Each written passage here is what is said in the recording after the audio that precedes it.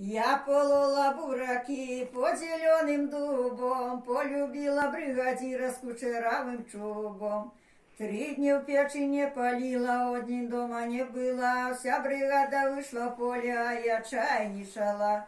Як приехал бригадир, да й до меня на коні, ай да мила зароблять у колході трудодні.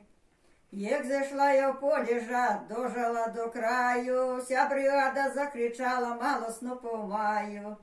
Ох, приехал бригадир, да й очами заморгав, еще копу не нажала, он 4 записал. Бригадир, бригадир, где твоя бригада? Бригадир пошел на пиво, бригада не надо.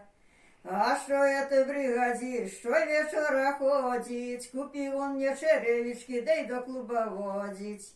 А я эти черевички да не разуваю, а я своего бригадира да не забываю.